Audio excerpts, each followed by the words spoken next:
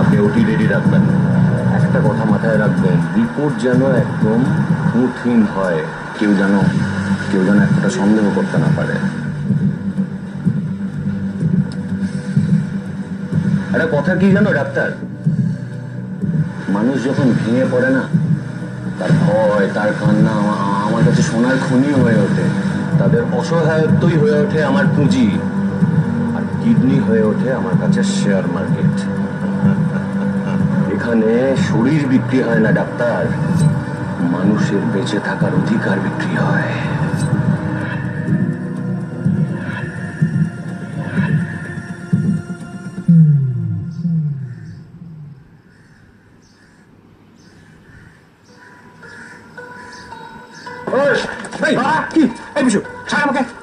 ছাড় বলছি, বেশি নাটক করিস না। হ্যাঁ, চল ওর সঙ্গে, চল আমাকে, বস দেখে গেছে, চল চল আমাকে, চল চল চল চল। দেখো, তোমরা কিন্তু এসব ঠিক করছো না। আমি কিন্তু মানুষ, আমার আমার মান সম্মান আছে। দেখো দেখো, তোমরা যখন তখন ফোনে হুমকি দিচ্ছ, আবার এখন রাস্তা থেকে আমাকে তুলে আনছো। আমি কিন্তু সব পুলিশকে জানাবো, সব পুলিশকে বলবো আমি। আমার থেকে টাকা ধার নিয়ে মজা করেছিস আর আমার নামে পুলিশে কমপ্লেন করবি? শোন, এই লাইনে নামার পর না, পুলিশকে আমি আমার পকেটে রাখি। টাকা আমি দিয়েছি মানে টাকা আমার চাই। আরে আমি এত টাকা পাবো কোথায়? আমার শেষ সম্ভব ফ্যানটা পর্যন্ত আমি বিক্রি করে দিয়েছি।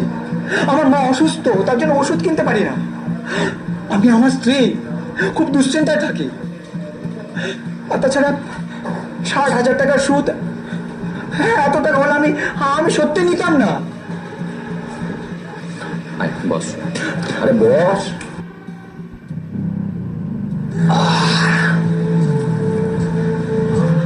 ঠিক আছে, তোকে টাকা দিতে হবে না। আরে তোর বউ কামিনীর শরীরেই তো পুঁজি আছে। হ্যাঁ, ওর কিডনিটা বিক্রি করে দে। কি বলছো তুমি?